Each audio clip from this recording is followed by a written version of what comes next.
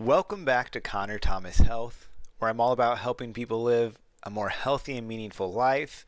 You can check me out on YouTube, Spotify, Apple Music, Apple Podcast, Instagram, TikTok, and YouTube. And you can really spread this by just sharing it with different people, subscribing to any of those, and really just helping others know ways in which they can help them live a healthy and meaningful life. So today I want to talk about something I'm really passionate to work with. It's something I specialize in my own practice, and that's trauma. And trauma is something that unfortunately is very common in our world.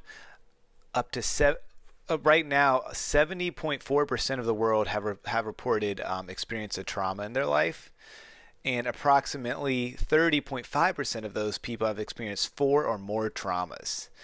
And I want to really get into this episode of what trauma is and really normalize it, because trauma, as I'm going to talk about, is more than just the things we think of, such as being shot at, being in a car accident, possibly witnessing a death, or being assaulted in any kind. Yes, those are definitely traumas. And yes, those are things that if you don't work through them, will affect you and stick with you the rest of your life. But trauma, it affects us in so many different ways. It's been linked to so many different disorders, including depression, anxiety, adjustment disorders, different kinds of addictions, eating disorders, personality disorders, obsessive compulsive disorders. And just one specific statistic that just blew my mind. According to one source, over 76% of people with depression, or who have a depression disorder, have been diagnosed with depression, have also experienced some type of trauma while growing up in their childhood.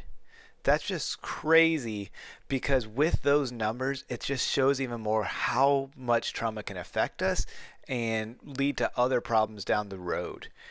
And like I was saying earlier, trauma doesn't just have to be these big things that take place. Yes, trauma is a big thing and it is a big deal, but only 36% of people who have experienced a trauma actually develop PTSD-like symptoms or can be diagnosed with PTSD, because trauma is not just those things.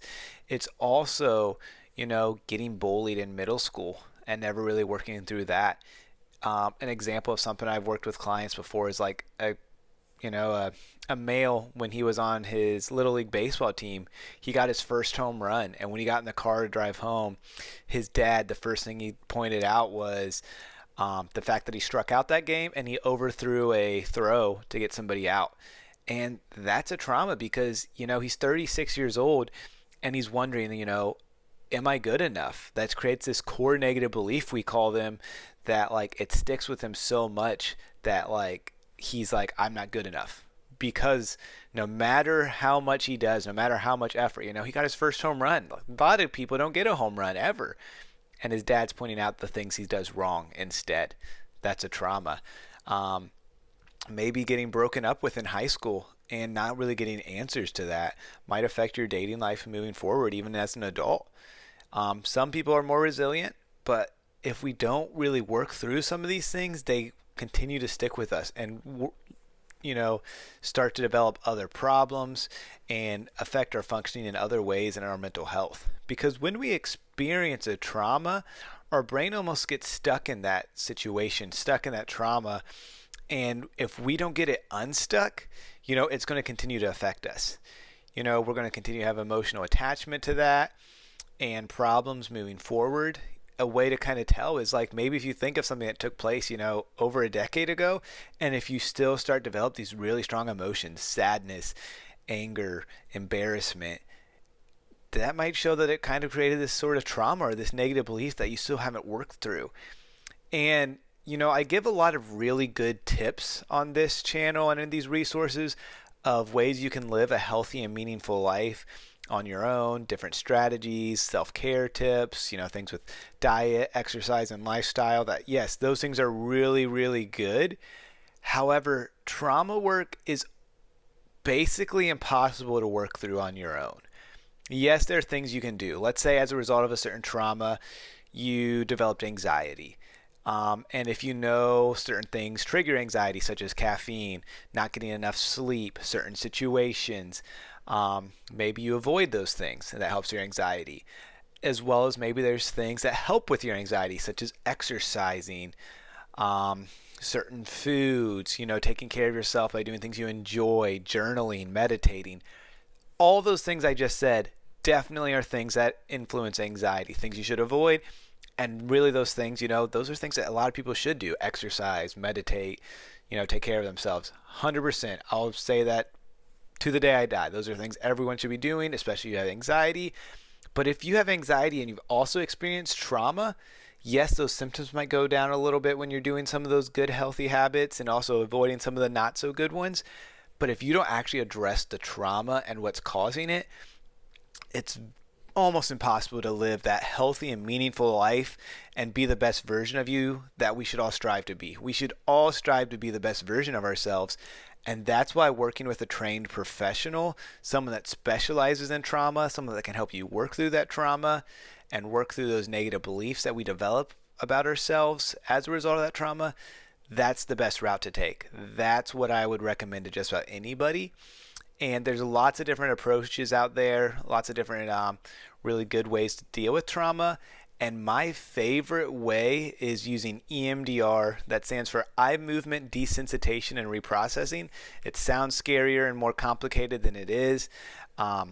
But basically, it's a way that they found can help process traumatic memories in a very gentle and safe way, as well as a pretty quick way compared to a lot of other therapies.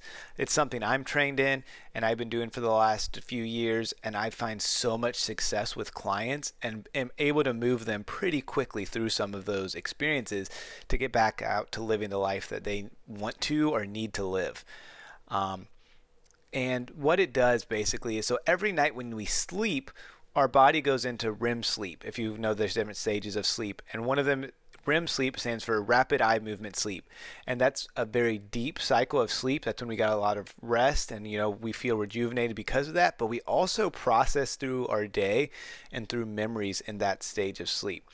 Basically, our eyes, when we're closed, they go back and forth at a very fast rate, and it's able to stimulate parts of the brain to process those things. And EMDR therapy, the rapid eye movement, we found a way to do that while you're awake. And either there's certain ways that you can do with visual stimuli, either like following a finger or a light bar. There's also different things you can hold. They vibrate very back and forth very gently, like when your cell phone gets a text message. Very successful with that. And that's just a great way to work through some of these things. And it doesn't make you have to talk about the trauma. It doesn't make you have to relive it as much. I'm not saying it's always easy, because it can be very triggering still, very emotional, very draining. But it's a very effective way to do it. And something else that some therapists offer, not a lot, is what they call EMDR intensives. And that's longer sessions, typically counseling sessions between 50 and 60 minutes, so just under an hour. However, with an EMDR intensive, they can be anywhere between 2 to 6 hours long, with some breaks in there, obviously, or multiple days, where I also offer them like three-day sessions, but the 3 hours each, 3 to 4 hours each. So it might be 4 hours on Monday, 3 hours on Wednesday, 4 hours on Friday. And we can really do some really deep work. And I've been able to take clients that would typically take years of counseling. I've been able to take them a place in just those 3 days. And it's really eye-opening.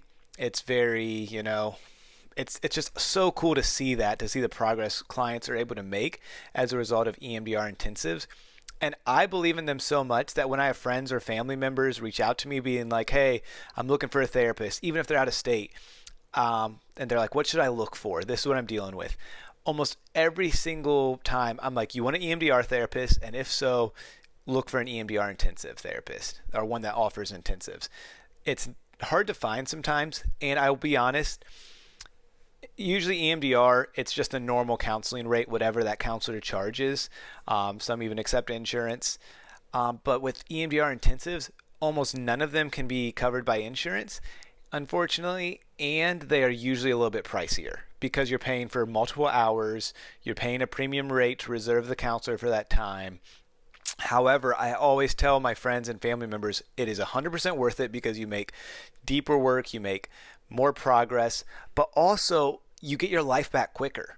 I can't promise anything. The research is very, it's very confirming that this is helpful, EMDR intensives, but like everyone progresses differently. So I never can say I can guarantee someone can get like years of work done in just a week. But think about it. If that's a possibility, you get your life back in just 3 days to a week. That's pretty incredible. And it's just so eye opening every time I see it, like I said. But also the financial side of things too. Yes, you pay a premium, but you're going to pay that same rate or that same amount at least over years of time if you're not actually making progress or if it takes longer to be in therapy. For example, like some clients that experience really severe trauma, they have to be in therapy for years, if not most of their life. If they can make a lot of that progress in a very short amount of time, it's worth it because then they're not spending, weekly sessions or bi-weekly sessions for 2 years.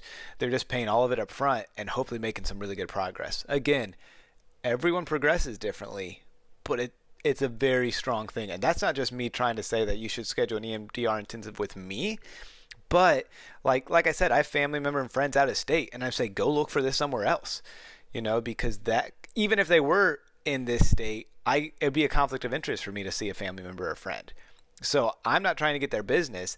I just see them as so valuable and able to work through those things because trauma is so impactful in our life. Like I read some of those statistics of just all the different ways that trauma can affect us and the different disorders it can lead to.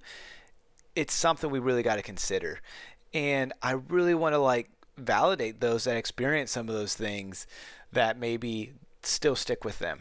Things like a breakup in high school, things like different things that took place with their parents where they feel like they were not good enough for their parents or they felt like their parents chose one sibling over another. Those are traumas.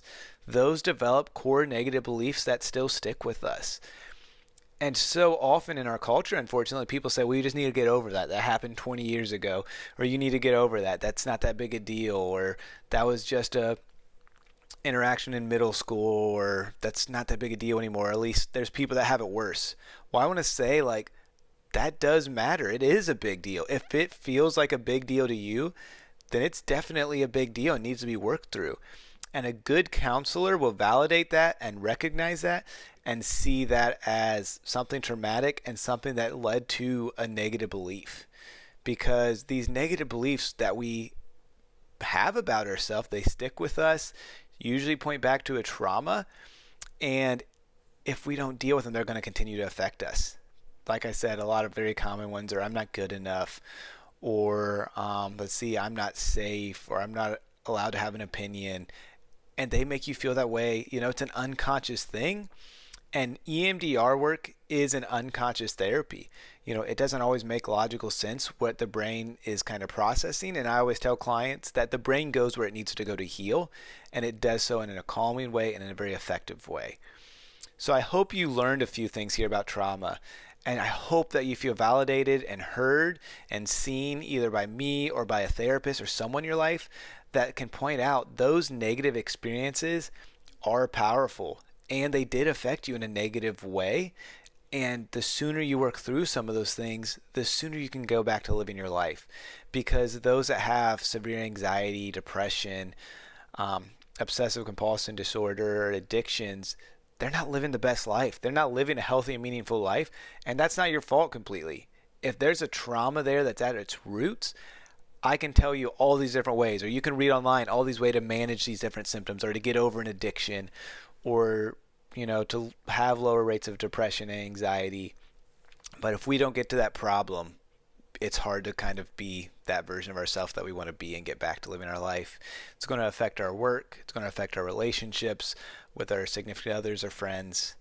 So again, think about some of those things and think about is it worth working with a counselor? Because that's the best way to work through some of these things. I really highly recommend EMDR therapy, if possible EMDR intensives, but they can be done in a traditional sense as well.